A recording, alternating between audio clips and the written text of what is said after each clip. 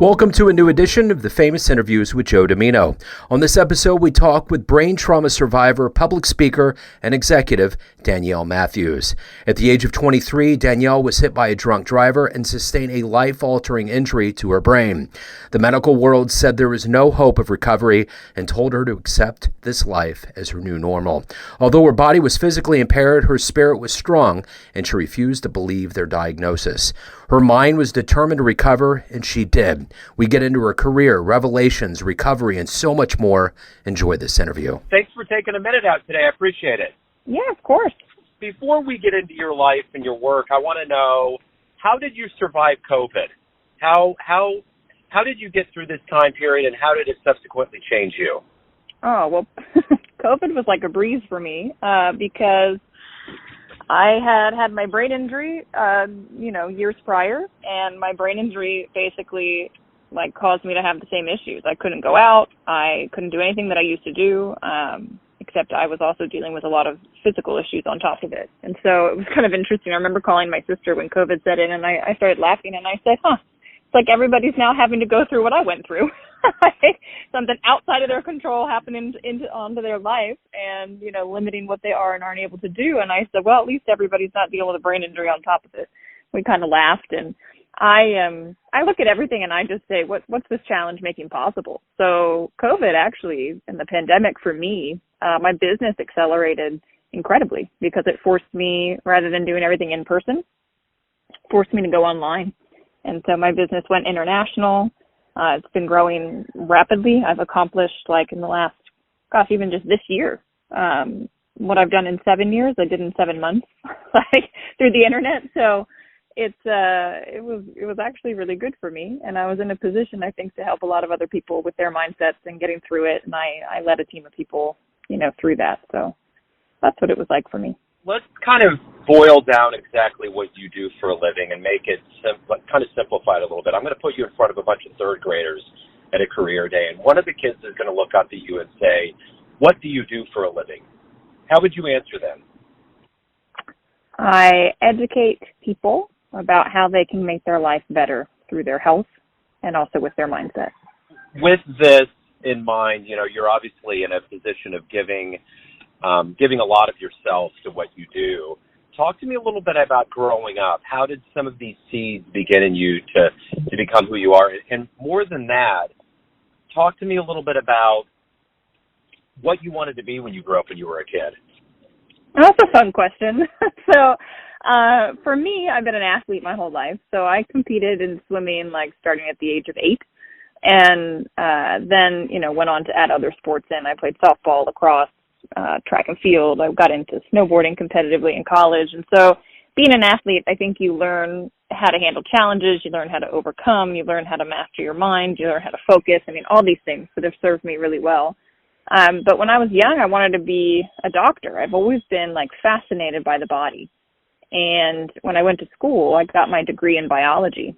With the intent to go on to medical school. But as I started to kind of come to the end of my time at University of Virginia, I just thought, you know what, I don't want to go into more schooling. I'm not sure what I'm going to do with this degree or how I'm going to help people, but I'm going to take a break and try and figure it out. And I took a break and I did Teach for America, which is not really quite a break, but that's a pretty rigorous program to get into. I got into it, was placed in Denver, Colorado, and I was teaching for 2 years to sixth graders.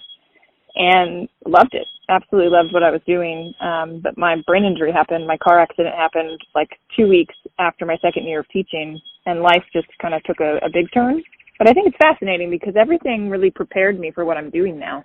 The interest in how the body works, the degree and understanding of, biology and our system, learning how to teach and connect with people. Because when you can put things, as you said, third grade level, I put things at a sixth grade level, which it's what you got to do to connect with people. And it's kind of crazy having gone through my own health journey and realizing the power within us, within myself. And then obviously I'm no different than anybody else. We all have it within us.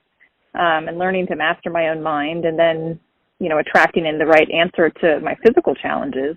And now being in a position to educate a whole lot of other people about them, it's crazy looking back and connecting the dots.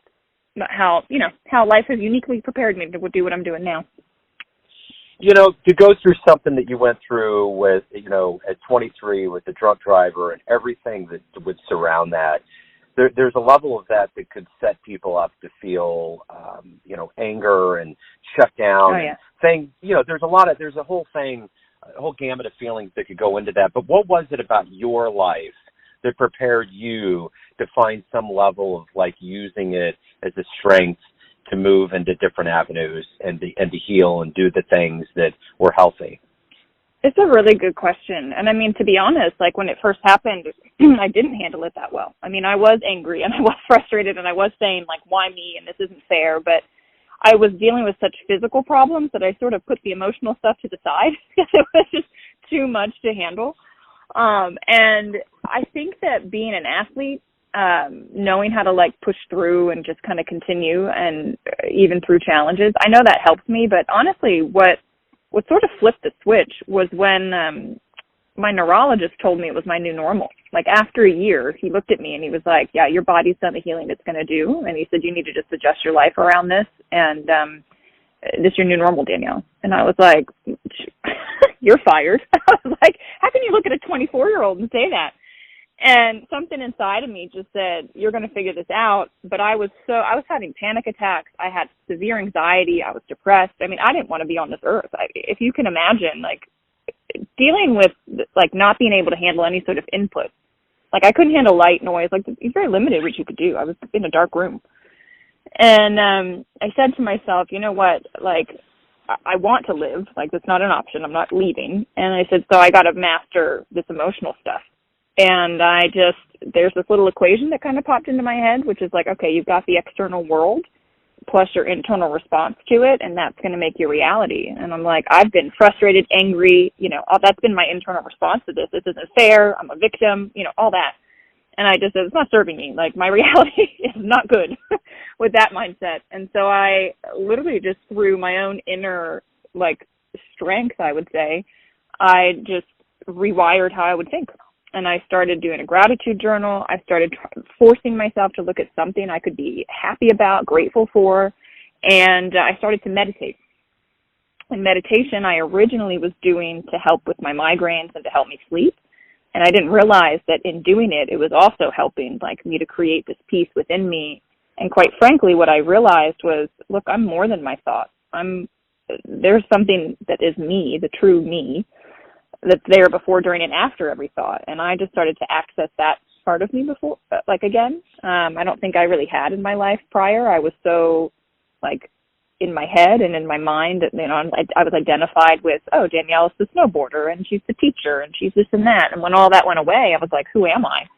And I realized like, oh, to me, it's like I got in touch with my soul, my essence. And that gave me strength like I can't even describe, and an understanding and perspective of like, oh, I'm going to be okay no matter what happens in life. The one thing I've heard some, podcast stories where people confront things that happened in their past. And I'm wondering, sometimes people cross such a big bridge in their lives where they get to a point where they think, like there was one in particular where something along the lines of what happened to you, the person that was the perpetrator, so to speak, they met them. So the person that caused this accident, you would meet them. This person in the story forgave him. They wanted to meet with them to forgive him. And the host of the show couldn't figure out why they would go to that point, why they would do that. And this guy simply explained that his entire trajectory of life changed in such a dramatic fashion that he felt thankful that it happened. And it was really bad what happened. So I'm thinking where you're at right now, do you ever think that there's a part of you that most people probably couldn't understand, that you're, I don't even know if thankful is the word, but that you're almost grateful. Like grateful is the word. That moment happened in your life to get you where you're at now? Oh, 100%. Yeah, I completely understand that person, and I'm in the same position. The guy that hit me, his name's Maurice Flowers. I've never met him, never spoken to him. Like, he got off. I found out later through, like, there were, like, these people that had been on the street when the accident happened, and they had gotten my email address and, like, had emailed and followed up with me, and they told me that this guy, he had been arrested that day but had gotten off because the arresting officer didn't show up the day of his trial. And so he got off with just like driving without a license or something. When he was like intoxicated, driving a car that wasn't his, no insurance. I mean, it was a mess. And I like, you know, like looking at my situation, it's like, oh, wouldn't I have been angry? But at the time I wasn't even angry. I just thought I don't have the capacity to handle that right now. Like I was still so focused on me. But as I've kind of gone through the years, it's been a decade now, and I look back at it, and I have such gratitude for him. Like, and I wonder where he is in life. I have no idea. Certainly good things weren't happening in his world for him to be doing what he was doing. It was in the morning. I mean, it was 7 a.m. He was drunk, like, probably not living a good life. And I just know that had he not done that, though, like, I don't know what my life would look like. And there's thousands of people that have helped, and I'm like, well, where would they be? You know? It's wild. The challenge is, I think, what I believe now is that every challenge we draw in, I believe our higher self, the divine source, God, the universe, like whatever somebody's beliefs are, I truly believe it's divinely guided so that we can learn what is within us to become more and then take that and teach others. And it prepares you for the next phase of your life. And I think, that's how I look at it. There's a concept that like nobody really talks about called post-traumatic growth. And it's like, everyone talks about post-traumatic stress and, having to deal with the trauma and what comes after that. Not many people talk about, like in my case and this person's case that you're sharing with me, like the growth that happens because of a trauma and how liberating it is and freeing it is. And it's a beautiful thing. When I look back at it now, I had somebody ask me one time, well, Danielle, if you could go back to you that morning, would you get in the car? And I'm like, well, that's a hard question because it's not like I enjoyed going through what I went through. I'm grateful to be through it. If I could pick, that's like a tricky question because it was hell for several years. But, I think it's also, like I said with COVID, your first question, it's just like it's made me sort of bulletproof for whatever else shows up in life. When COVID happened, I have a special needs son, and I've had to really pivot my life. Like when things come up, you have to adapt and you have to change. And it's all been in a good way. And I feel like the way you're talking about things happening, I think sometimes people on the outside look in and think the things that you have to do are a lot different from everybody else, but I don't view it that way. I view the fact that it's almost kind of like Stranger Things. You get to see the upside down world in a way that other people don't. You get to perceive reality in a whole new perspective. And I think that a part of COVID was that it was this unexpected thing, but like for you were prepared for it. And I felt like for me too, that I wasn't necessarily 100% prepared, but I had been living, this kind of shuffle thing, kind of like a kangaroo can. They don't have to turn their body; they just pivot and move. They just like bounce to the side. I always think about that metaphor. That's a good visual. But I also think too, what's interesting is that probably in your mind, and I think this is the fascinating part of life, is that we have to understand that we have to surrender the whole idea that we are totally not in control of anything. And I think probably you understand that intimately in a way that a lot of people don't. Oh, 100%. That was actually one of the biggest lessons I had to learn was to release control. And I remember I saw a psychotherapist for a couple of years, and he was like, Danielle, you got to realize, like, you're not in the driver's seat. And I'm like, what? And he said, it's like you are treading water, and life there is a rip current, and you are being guided in a certain direction, and you are fighting, trying to keep control, treading water. He said, you're going to drown. You need to just release and go with the flow right now. And I was like, man, that was a powerful lesson. Super hard to learn, but a really powerful lesson.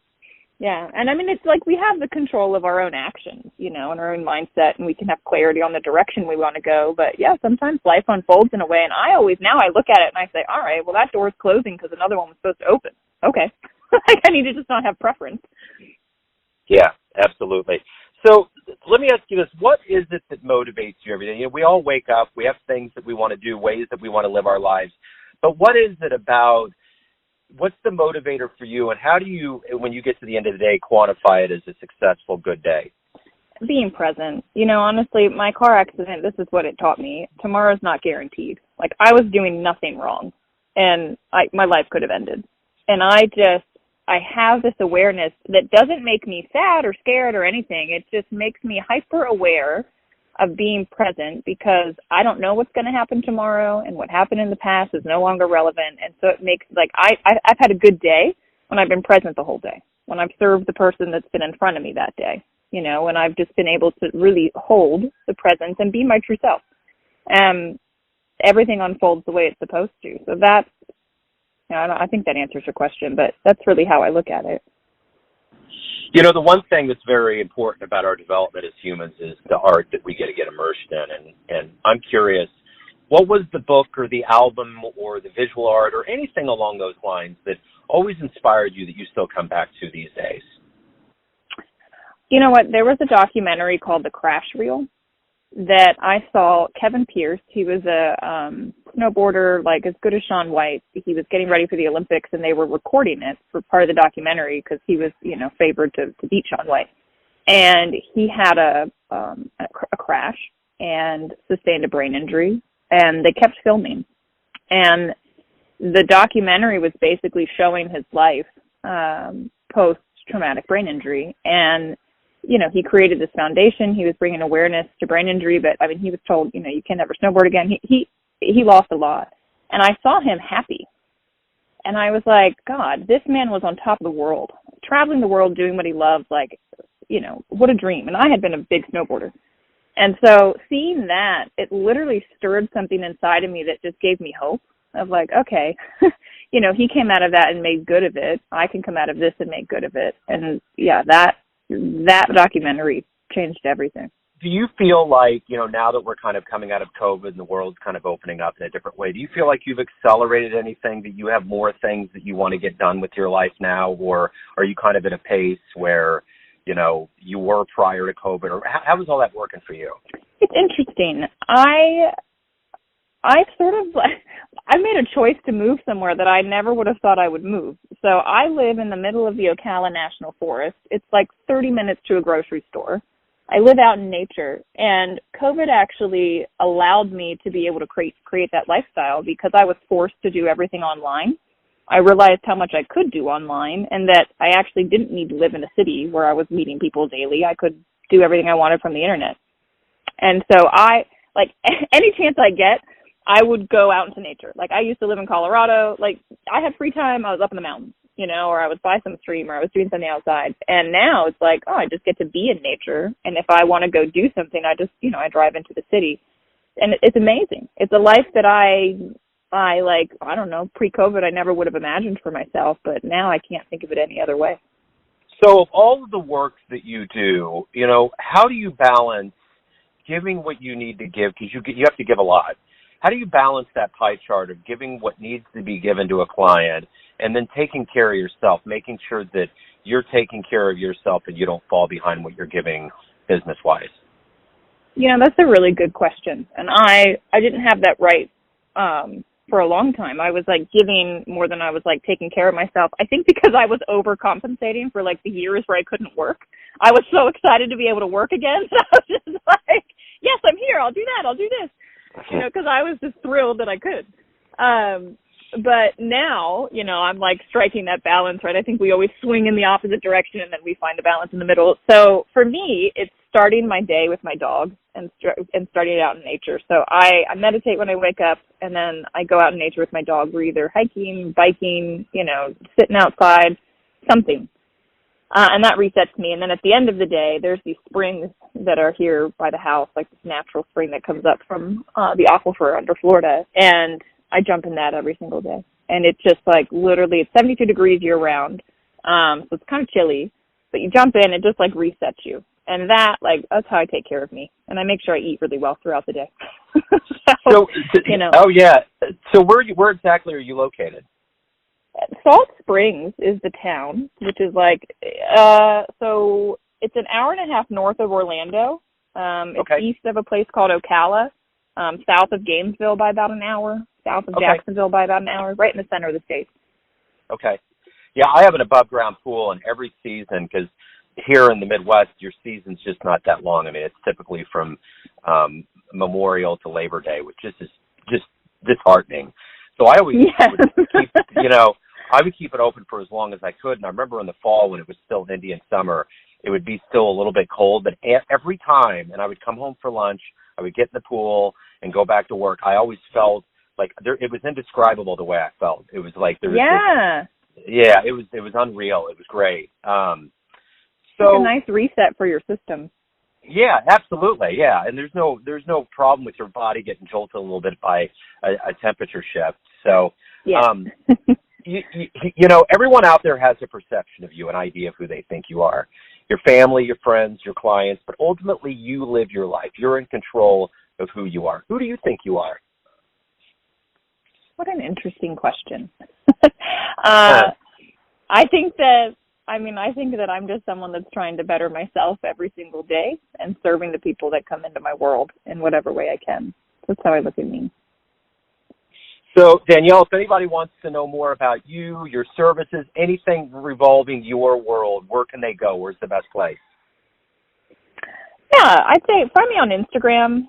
It's just my name. It's Danielle Matthews with an underscore in the front and the back. Turns out there's other Danielle Matthews, so I had to have the underscore in there. But I've got a link tree there. I just wrote an ebook called Mind Control. It's all in your head. It's free to download. I just thought it would be really powerful for people to kind of get the nuggets out of what I learned to master my own mind, to get over, the obstacles that were in front of me. I've also got on there, connections to yoga nidras, guided meditations that I do. And I think it's something where I share mindsets and so much more, as well as information about the technology to help my body to heal. And, what I've helped thousands of others now with their health, regardless of the challenge. That's where I would guide people. So your last name has become a name that Kansas Cityans know very well.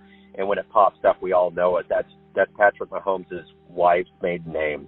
So Brittany Matthews, has been probably on everybody's social media feed for a long time. So it's a very common last name here in Kansas City.